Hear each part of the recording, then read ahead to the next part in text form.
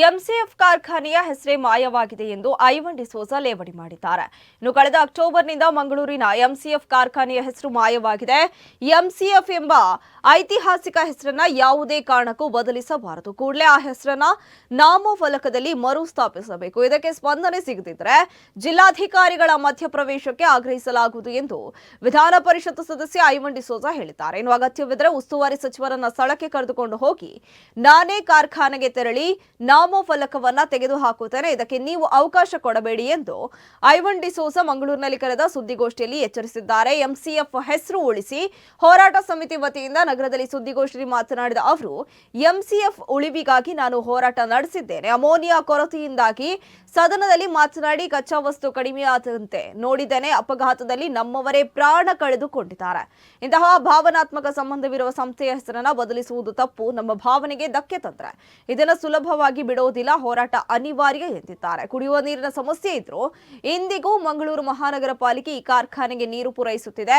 ಮಂಗಳೂರು ಅಂತಾರಾಷ್ಟ್ರೀಯ ವಿಮಾನ ನಿಲ್ದಾಣದ ಹೆಸರನ್ನ ಗುತ್ತಿಗೆ ನೆಪದಲ್ಲಿ ಬದಲಿಸಿರುವುದನ್ನು ಉಲ್ಲೇಖಿಸಿದ ಅವರು, ರಸ್ತೆ ಜಾಗ ನಮ್ಮದು, ಲಾಭ ಮಾಡಿದವರು ಅವರು. ಈ ರೀತಿಯ ಹೆಸರು ಬದಲಾವಣೆಗಳನ್ನ ಒಪ್ಪಲಾಗುವುದಿಲ್ಲ ಎಂದಿದ್ದಾರೆ. MCF Mangalore chemical fertilisers Panambur, ಇದಕ್ಕೆ ಒಂದು ದೊಡ್ಡ ಸಂಕಟ ಬಂದಿದೆ. ಈ ಫರ್ಟಿಲೈಸರ್ ಕಂಪನಿ ನಾನು ಬಾಲ್ಯದಲ್ಲಿ ಇರಬೇಕಾದ್ರೂ ಅದು ಅತ್ಯಂತ ಪ್ರಮುಖವಾದಂತಹ ಒಂದು ಎಂಸಿಎಫ್ ಕಾರ್ಖಾನೆ. ಮಂಗಳೂರಿಗೆ ಬಂದಂತಹ ಪ್ರಪ್ರಥಮ ಕಾರ್ಖಾನೆಯಲ್ಲಿ ಅದು ಒಂದು. ಅದು 1971ರಲ್ಲಿ ಅಸ್ತಿತ್ವಕ್ಕೆ ಬಂತು. ಈಗ 55 ವರ್ಷದ ಇತಿಹಾಸ ಇದೆ. 15 ವರ್ಷ ಇದು ಸರ್ಕಾರಿ ಒಡೆತನದಲ್ಲಿ ಇತ್ತು.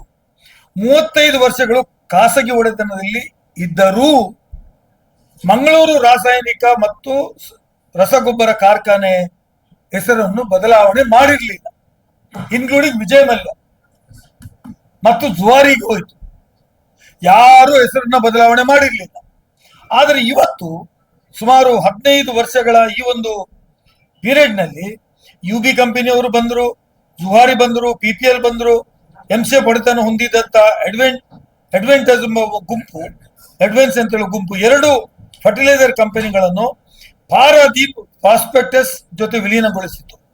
ಎಂಸಿಎಂ ಎಂಬ ಹೆಸರನ್ನು ಇವತ್ತು ಅದು ಇತಿಹಾಸ ಸೇರುವ ಹಾಗೆ ಮಾಡಿ ಈಗ ಏನಂತ ಹೆಸರಿಟ್ಟಿದ್ದಾರೆ, ಇದಕ್ಕೆ ಏನಂತ ಪಾರಾದೀಪ್ ಫಾಸ್ಫೇಟಸ್ ಲಿಮಿಟೆಡ್ ಅಂತ ಮಾಡಿದ್ದಾರೆ. ನಮ್ಮ ಒತ್ತಾಯ ಇರುವುದು, ನೀವು ಯಾವ ಕಂಪನಿಯನ್ನು ನಡೆಸಿ ಯೂನಿಟ್ ಆಫ್ ಎಂಸಿಎಫ್ ಅಂತಲೇ ಇಡಬೇಕು. ಜಾಗ ಕೊಟ್ಟವರು ನಾವು. ಜಾಗ ಕೊಟ್ಟು ಡಿಸ್ಪ್ಲೇಸ್ ಆಗಿ ಗುಡ್ಡೆ ಮತ್ತು ಎಲ್ಲೆಲ್ಲಿ ಮೂಲೆಗಳಲ್ಲಿ ವಾಸವಾಗಿ ತನ್ನ